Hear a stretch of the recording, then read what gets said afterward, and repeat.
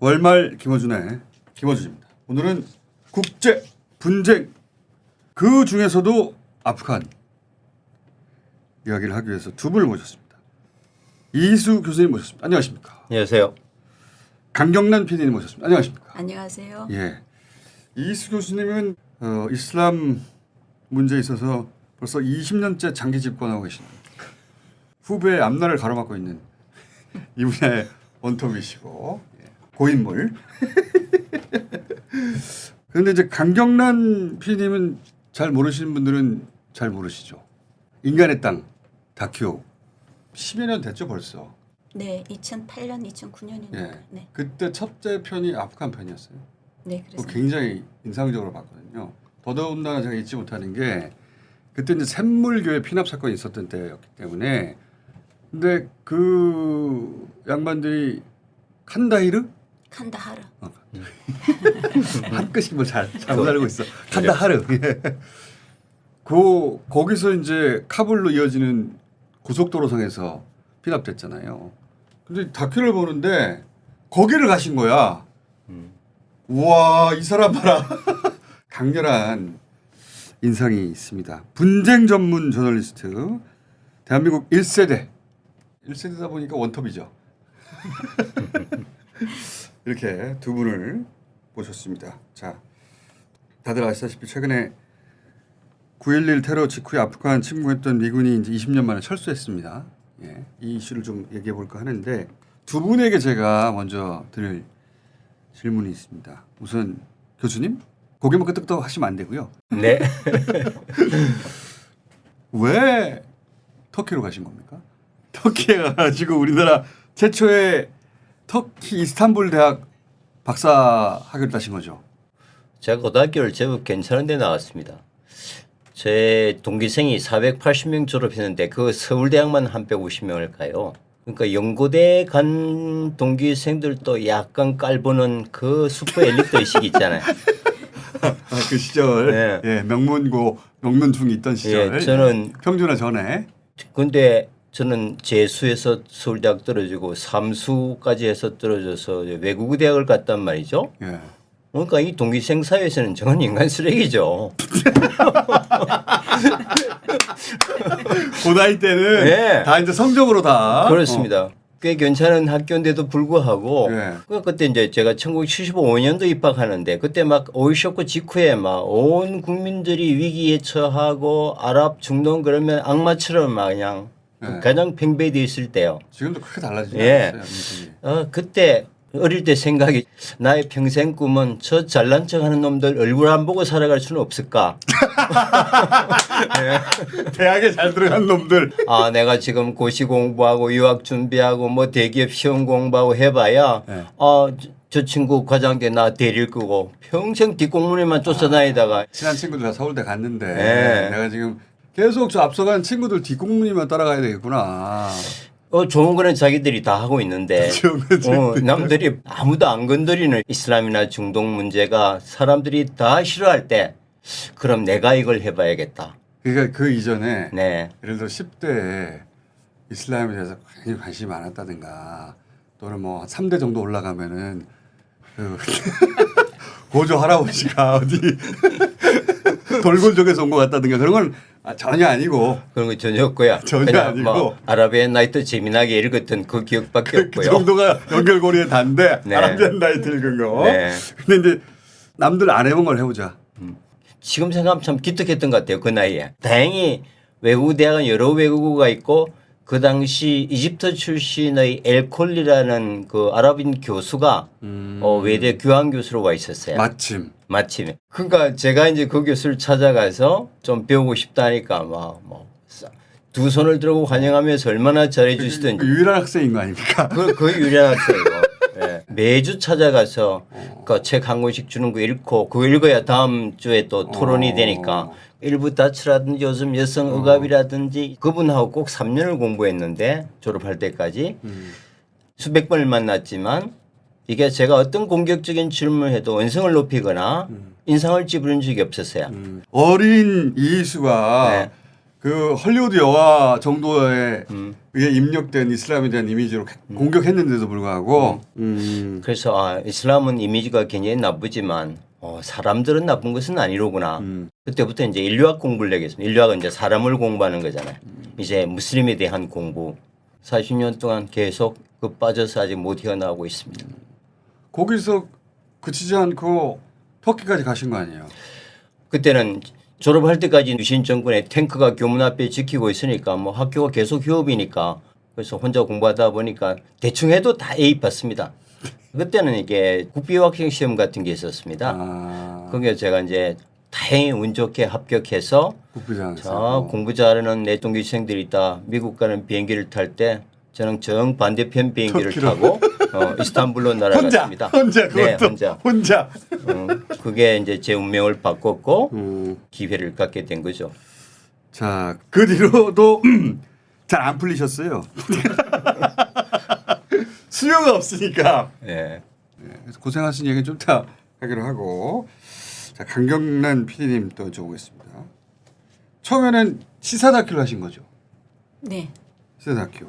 제가 찾다 보니까 PD님하고 저하고 연결고리가 80년대 있었어요. 아 그래요? 아시는지 모르겠는데 큐 채널에 계셨죠. 네. 그때 삼성 영상사업단으로 넘어가잖아요. 네네. 그때 그 국제 다큐멘터리 영화제라는 걸 했어요. 거기서 제1회 국제 다큐멘터리 영화제 기획 부분 대상이 접니다. 아 그러셨어요? 와. 입양아 스토리로. 전혀 몰랐네요. 저도 아니 이번에 몰랐어요. 처음 알았어요. 저도 자료를 보다 보니까 거기 계셨네? 네. 그 흐지부지 됐죠. 네. 다큐멘터리를 처음에는 굉장히 공격적으로 접근했어요. 거기가. 맞습니다. 그렇죠. 여행 다니면서 만났던 입양아 스토리를 가지고 기획 부문에 그 응모해서 제가 대상이에요. 와.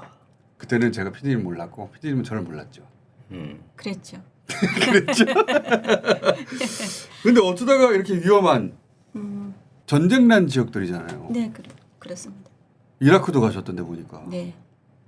전 세계 분쟁 지역 다 가셨던데. 네, 거의 다 갔습니다. 미얀마도 네. 가시고 뭐 우리가 소말리아도 갔습니다. 소말리아도. 네, 그래서 최근에 모가디슈 영화가 대박 나는 통에 옛날에 제가 만들었던 다큐멘터리가 유튜브에 올라와서 저 수업을 듣는 학생들이 거기 나오는 어떤 여성 PD가 있는데 선생님 목소리하고 너무 닮았는데 선생님 아니십니까? 이렇게 메일이 오기도 했습니다. 그 나다. 그러니까 그것도 벌써 80년대 후반부터 네. 이 일을 하셨어요. 어쩌다가 그런 위험한 그 조그마신 분이 이수 선생님하고는 전혀 다르게 저는 대학 다니던 때도 그렇고 굉장히 그 모범생이었어요. 그리고 공부도 모범생인데 뭐 이런 데를 가가지고 공부도 저도 모범생이었어요. 공부를 못해서 그렇지. 공부도 굉장히 좀 잘했고 그리고 하지 말라는 건 안 안 하고. 하고 네. 그런 사람이었어요. 근데 네. 이제 하지 말라는 짓만 몇십 년째 아주 하고 계신데. 그게 20년도 훨씬 넘었죠. 하지 그러니까. 말라는 짓만 이렇게 한 게. 근데 굉장히 큰 계기가 있어서 그렇게 그러니까. 삶이 이렇게 바뀌었을 것이다라고들 생각하시는 분들이 많으셔요. 근데 전혀 그런 계기가 없었고요. 특별한 계기가 없어요. 네, 그러니까 아까 뭔가 충격적인 사건이 있었. 없었어요. 교수님처럼 대학을 연수로 던지고 나서 내 친구들은 다 서울대에서 미국을 가는데 에이 안 되겠다 나는 터키로 가야지 그것도 아니고 그것도 아니었고요. 총수님 말씀하신 그 Q 채널에 예. 있을 때 제가 앙산 수지를 단독 인터뷰한 적이 있어요. 그때 이제 앙산 예, 수지가 가택에 연금되어 있을 때. 우리나라 최초로 하셨죠. 네. 예. 그런데 그 인터뷰를 하면서 굉장히 많은 생각을 하게 됐어요. 앙산 수지에 대해서 굉장히 긍정적인 평가를 하시는 분도 있고 네. 부정적인 평가를 하시는 분도 계신데 저는 사실은 누굴 뭐 이렇게 아이콘으로 막 이렇게 막 그 아이돌처럼 네. 좋아하고 이런 스타일이 아니기 때문에 누군가의 사진을 제 책상 위에 걸어놓고 이러는 적이 없는 사람이었는데 유일하게 아웅산 수지의 캐리컬처를 제가 책상 위에다가 이렇게 붙여놓을 만큼 롤모델이었구나. 좋아했어요. 네, 근데 만나기 전부터. 네, 그래서 굉장한 기대를 갖고 아웅산 수치 인터뷰를 했었는데 대단한 사람일 거라고 생각하고 네. 근데 제가 생각했던 그런 사람이 아닌 거예요. 인터뷰를 해봤더니 네네네. 그럴 수 있죠. 네, 그래서 과연 이게 뭘까? 내가 잘못 알고 있는 걸까? 좀 더 알아야겠다. 그러니까 랭군 밖에 있는 사람들, 정글로 가 있는 많은 네. 사람들이 있었잖아요. 그러니까 아웅산 수치에 대한 관심에서 시작해서 아웅산 수치를 만났는데 실제 만나보니 내가 생각한 사람들과 다르다. 그러면 아웅산 수치 말고 저 정글에서 네, 네. 아웅산 수치가 이렇게 편안한 곳에 주장하던 것을 위해 싸우는 사람들을 만나보자. 그렇죠. 반항심이네. 예. 그래서 오. 사실은 정글 가서 ABSDF 그 학생들 만나고 뭐 소수 정글에 있는 민족들, 반군. 네, 반군들 오호. 이제 취재를 하면서 이렇게 분쟁 쪽으로 처음으로. 이렇게 관심이 이제 기울어지기 시작했어요. 아웅산 수치에 대한 실망감이 시작됐다니. 그러니까 이게 미디어가 만들어낸 이미지에 네. 나도 속아왔는데 그게 아니라 실제 싸우는 사람들은 따로 있을 수도 있다. 이런 생각 처음 하신 거구나. 네, 네, 네. 그래서 그 사람을 만나봐야 되겠다 했더니 만나려면 정글로 들어가야 됐고 네. 버마 정규군하고 분쟁 중인 반군이었고 네. 사실 그 뭔가 스릴을 있는 예를 들면 롤러코스터 같은 걸 처음 탈 때는 굉장히 막 힘들어하고 그러지만 그걸 몇 번 타보면은 어느 순간에 사람들이 약간의 그 여유를 가지게 되잖아요. 그런 것처럼 사실 처음에 거기 갔을 때 저는 AK-47이라는 그 기관총. 무기가 네. 어떻게 생겼는지 어떤 소리를 내는지 뭐 이런 것도 전혀 모르는 전 세계 밀리터리에 반군들은 다 관한 그걸로 싸우더라고. 완전 백치에 가까운 사람이었거든요. 네. 이렇게 그 사람들이랑 같이 생활하고 취재를 하고 그러다 보니까 더 알고 싶어 하게 되고 그리고 이게 조금씩 중독의 수준으로 올라가는 게 좀 있어요. 그러니까 그게 약간 더 힘든 곳, 좀 더 조금 더 위험한 힘든 곳, 곳. 뭐 이런 것들에 대한 관심을 가지기 시작하면서 요게 이제 영역이 아시아에서 중동으로 유럽으로 이렇게 그다음에 아프리카로 이렇게 이제 확장되기 시작했어요. 장대희 씨. 좀 더 위험한데 없나? 좀 더 치열한 전투가 있는 곳이 없나 이런 거 찾으시는 거 아니에요 자꾸. 치열한 전투나 이런 걸 찾다기보다는 그러니까 그 한번 그런 데를 가게 되면요. 그 사람들의 삶이라는 것들에 대해서 굉장히 많이 생각하게 돼요. 그러니까 고통받는 사람들 그리고 누구든지 벗어나고 싶어서 애를 태우지만 대 많은 사람들이 자기의 능력의 한계를 느끼면서 그 땅에 발이 묶여가지고 그 땅을 떠나지 못하는 사람들이 굉장히 많거든요. 네. 근데 이제 그런 것들을 보면서 마음이 아프고 뭔가 도와줄 수 있는 건 없을까 이런 생각을 하다 보면 그러니까 고통받는 사람들이 있는 곳에 대한 생각들을 많이 하게 되고 그래서 이제 그런 지역들 약간 캄다운 되는 그런 시점이 오면 또 다른 지역으로 불나방처럼 약간, 어디 총 쏘는 데 없나 막 찾게 되고. 약간 유목민처럼 유목민처럼. 이렇게 아니. 옮겨가 다니게 여기는 돼요. 이제 평화가 찾아왔네. 근데 강경남 PD 강의도 많이 들었는데 네. 이 들어보면 일관된 메시지가 휴머니즘이에요. 전쟁 속에서 죽어가고 고통받는 사람들을 왜 우리가 외면할까? 그래서 우리가 좋아하지 않을 수 없는 그런. 두 분은 언제 처음 만나신 거예요? 이제 아프가니스탄이나 이라크나 이런 문제 때문에 서로가 서로를 알고 있었던 것 같고요. 책이나 영상을 통해서. 그래서 제가 먼저 러브콜을 보냈던 것 같고요. 전화를 한번 만나 뵙고 싶다. 아니나 다를까 아웅산 수치를 만나고 실망했다는데 저는 만나고 더 빠져들었습니다.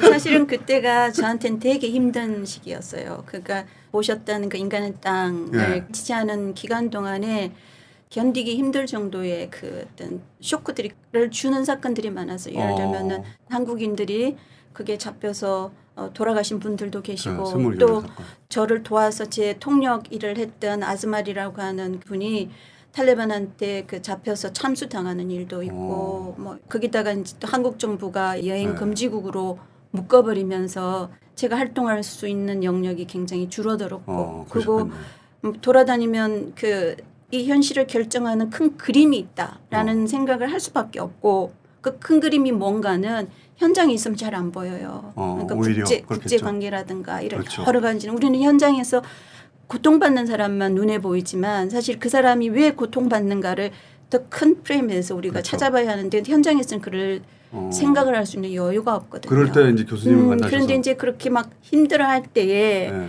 제가 학교로 갔었어요. 네. 근데 제일 중요한 게 이제 생활의 문제잖아요. 저희는 다큐멘터리 만들고 뭐 이러면서 돈을 뭐 모으거나 이런 생각이 전혀 없던 사람이라서 살아가는 게 굉장히 힘들었어요. 근데 이제 선생님이 러브콜 하셨다 그런데 사실은 주로 도와주신 거예요. 그러니까 어디 학교에서 티칭을 할 수 있는 기회라든가 이런 것들을 가이드를 많이 주셨어요. 그래서 학교에서 아이들을 가르칠 수 있는 그 어떤 그 방향으로 틀 수 있게 굉장히 많은 도움을 주셨어요. 그래서 이제 저는 정말로 고마우신 스승님이시네 그러면. 네, 스승님이십니다. 만나니까 얘기를 들으니까 이 얘기는 혼자 들을 수는 안 되겠다는 얘기였어요. 이런 경험을 하신 분이 국내 몇 명이나 있다고요? 이걸 학생들한테 공유해야겠다. 요즘 대학에서 이제 박사학위가 없는 분들을 모시기가 굉장히 어렵거든요. 그래서 학교하고 많이 싸웠습니다. 아니 세계적인 전문가에게 기회를 줘야지 학생들에게 그치. 왜 박사학위에 얽매느냐. 그게 뭐가 중요해? 그래서 뭐 학부 학생들에게 뭐 곤란하다 규정 내시고 그래서 그럼 대학원생들한테 가르치게 하겠다. 그래서 우리 이제 대학원에서 이제 전쟁 인류학이라고 하는 과목을 따로 만들어서 그 생생한 현장의 얘기를 우리 학생들에게 공유하게 하고 교양 강좌를 개설해서 PD님의 이 얘기를 그 젊은 세대들에게 공감하게 해서 지금 그게 10년 이상 됐는데 한양대학에서도 가장 인기 있는 누구나 듣고 싶어하는 하나의 명품 강의가 두 지금 분이 이런 되어버렸죠. 관계인지는 모르고 따로 모셨거든요. 우리가. 네. 그럼 한 번만 모시고 그랬다. 제가 항상 감사해하고 이제 소중하게 생각하고 있습니다. 이렇게 두 분이 이야기를 공유하고 있는 줄 알았으면 섭외비가 2배로 나가네. 이게. 출연료가. 두 분이 그러니까 오랫동안 아신 사이군요 이미. 네, 전문가로서도 서로 잘 아시고. 네. 잘 모르면 제가 여쭤보고요. 왜냐하면 이제 현장 가면 강 PD님 따라갈 분이 없잖아요. 그래서 저는 이제 항상 이제 부족함을 메꿔주고 그렇습니다. 현장에서 실제 어떻게 돌아가는지 한번 물어보고. 그럼 이제 PD님은 나는 현장에서 저걸 봤는데 이게 도대체 왜 이러는 거냐고 이제 교수님하고 얘기 나누고. 네. 두 분이 그런 관계일 줄이야. 근데 이 영역이 사람이 그렇게 없어요. 분쟁 지역을 가는 후배 기자들도 거의 없고요. 교수님 근처에 오는 후배들이 아직도 없고. 교수님이 악기를 맡고 있죠, 그분들의. 죄송합니다. 그러면 아프간, 미얀마, 이라크, 팔레스타인. 네, 뭐 발칸이 무너지기 전에 알바니아의 그 피라미드 사기 사건이 예. 있었잖아요. 그때부터서 이제 그 발칸은 취재했었고요. 코소보까지. 그 다음에 이제 소말리아 제일 위험한 뭐 곳이죠. 케냐 뭐 이런 이제 지역을 취재를 했었고요.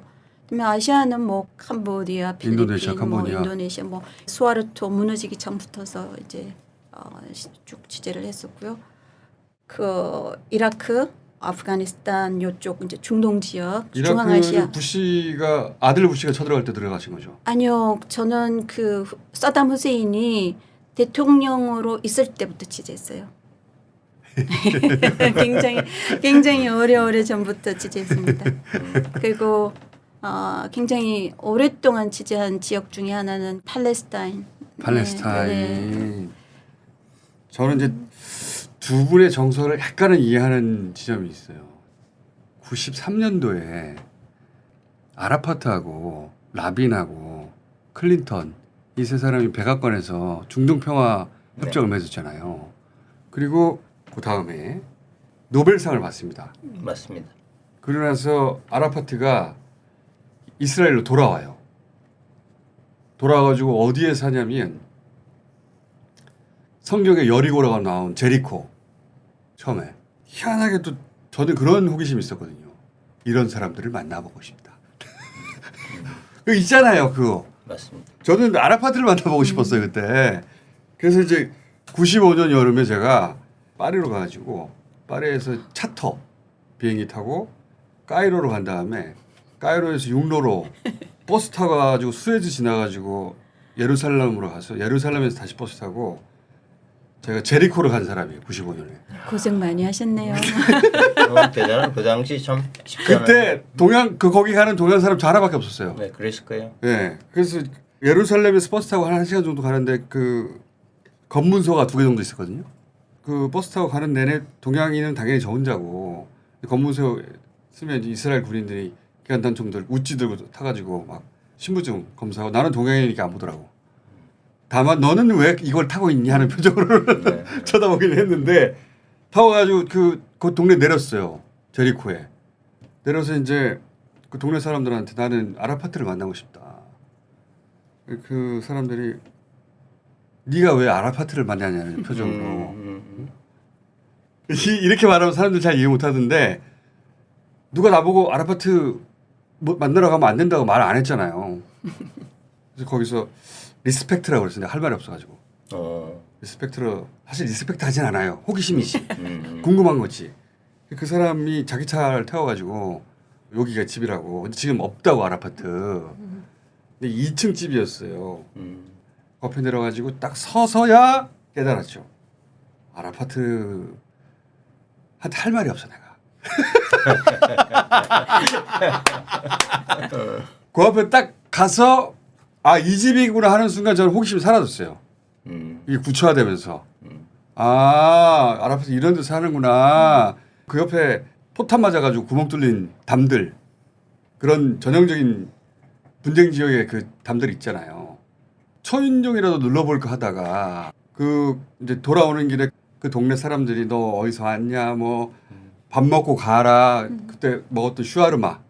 네. 맛도 아직도 생생하고 진짜 맛 없었거든요. 근데 이제 그 정서가 뭔지 알겠어요. 저는 보고 싶다. 내가 확인하고 싶다. 그런 거죠. 그렇죠. 확인하고 싶다. 확인하고 싶다. 교수님도 그런 거 있는 거잖아요. 그렇죠. 아니 현장에 가보면 느끼셨겠지만 한국에만 돌아와서 국내 언론을 보면 네. 오 내가 기적적으로 살아왔구나 이런 생각을 한단 말이에요. 도대체 이게 뭘까? 현장의 진실은 다른데 네. 왜 우리는 거기 이제 사람이 살 수 없는 곳으로만 이렇게 계속 이미지 테러리스트가 메이킹 들들하고 네. 그래서 첫발 그 발을 내딛는 순간 죽을 것만 같죠. 그렇습니다. 이스라엘 예. 다 보면 그럼 너 용케 살아왔다. 만날 살아왔다. 인사가 그거니까. 아니 거기가 훨씬 더 안전할지도 몰라. 그 세계 최고의 자살률에 이 많은 교통사고에 비하면 사람의 삶이나 사람 자체를 보지 못하고 이제 만들어진 정보만 가지고 우리가 어떤 세상을 바라볼까 뭐 거기에 대한 저항감이 사실은 자꾸 나를 부추기는 요인이었겠죠. PD님은 어떠세요? 보고 싶다, 확인하고 싶다, 진실을 확인하고 알리고 싶다. 싶다도 있지만요.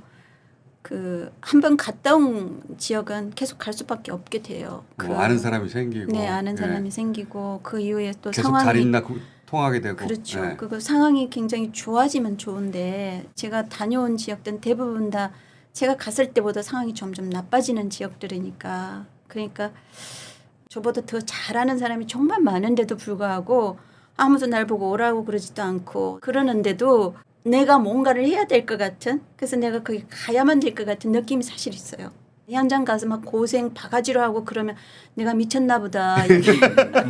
거기 가서는 내가 왜 여길 또 왔나. 여기 왜 여기 또 왔나. 그렇다고 뭐 한국에서 제가 만든 다큐멘터리가 뭐 대박나는 시청률을 올려서 사람들이 관심을 가지는 것도 아니고 근데 내가 뭔가 큰 일을 해주는 것도 아닌데 그렇다면 나는 여기 왜 왔나. 그런 생각을 많이 하죠. 근데 비행기 타고 한국 돌아오면 그 한강이 이렇게 보이는 그 장면부터 다시 또 가야 되는 거 아닌가 이런 생각. 떠날 때는 어휴 다행이다 끝났다 생각하는데 네. 한국에 내리기 전부터 이미 다음은 또 언제 가지 이렇게 생각하시냐고요? 네. 굉장히 중독입니다. 중독. 충수님이 그 고생을 하고 네. 파리에서 카이로로 갔다가 카이로에서 용로로 그 버스 타고 시나이 반도 건너서 가고 그게 말로 이야기해서 그렇지 그걸 실제로 해본 사람들은 그게 얼마나 생고생인지 알잖아요. 완전 생고생이에요. 예. 그럼에도 불구하고 다음에 또 그런 일을 하라 그러면 하실 거잖아요. 그렇죠. 만나보고 싶은 사람이 있으면 그러니까요. 그 정도로. 그런 거랑 그때는 비슷해요. 그거밖에 루트가 없었기 때문에 그렇게 한 거거든요. 아무도 안 알려주니까 그 상황 전체를 느껴보고 싶었던 것 같아요. 그 앞에 가가지고 아라파트한테 할 말은 없었던 거예요. 제가. 이 사람은 어떤 사람이지? 왜 이러고 있지? 그 전체 분위기 근데 이제 제리코에 가니까 알겠어 그냥 그 사람들이 어떻게 싸웠는지도 알겠고 그리고 이제 황금사원 바로 밑에서 제가 숙소 잡았거든요. 거기 이제 있는 젊은 이스라엘 군인들하고 얘기를 해보면 그 사람들이 생각하는 팔레스타인 사람들이 생각하는 이들 그 사이의 긴장감 거기 금방금방 느껴지잖아요. 하여튼 아 이런 분위기구나 이렇게 생각하고 있구나 아랍파트 여기 사는구나 보고 났더니 싹 사라져 저는. 근데 거기까지 가게 되는 힘은 비슷하지 않을까 그죠? 그렇습니다. 차이가 있다면 저희는 이제 미디어 영상으로. 종사자이기 때문에 네. 가서 카메라로 현장을 찍고 우리가 그 현장에 대한 정언자잖아요. 그러니까 그걸 나 혼자만 알고 있는 것이 아니라 더 많은 사람들과 이걸 공유해야 한다라고 하는 이제 책임의식, 직업의식 같은 그 게 저널리스트로 이제 가신 거고 플러스가 저는 한 있죠. 사람의 개인으로 궁금해서 간 거거든요. 그래서 그냥 그 집에 기대 사진 한 방 찍고 왔어요. 사진 한 방 찍는 순간 모든 궁금증이 사라졌는데 근데 거기까지 꾸역꾸역 가게 만드는 힘은 그런 거 비슷하지 않을까. 네, 내 눈으로 봐야 되고 알고 싶다. 그럼요. 예. 근데 인간의 땅 보면서 여쭤보고 싶었던 건 교수님 좀만 기다려 주십시오. 그 칸다하르 네, 거기 가셨잖아요. 네, 거기 가서 경찰도 인터뷰하고 네. 미군 속에서도 네. 찍고 근데 그때 샘물교회 선교단이 피납되잖아요. 네, 그리고 그 영상 안에도 보면 탈레반 얘기가 끊임없이 나와요. 네. 경찰서 안에 있는데 찍고 있는데 막 기관총 소리 막 드르륵 들리고 미군이 탈레반 막 쫓아가는 현장 총 쏴서 죽고 이런 거 탈레반에 잡히면 어떡하지? 이런 생각 안 하셨어요? 탈레반에게 잡히면 어떡하지라고 하는 두려움이 엄청 이렇게 상승하기 시작할 때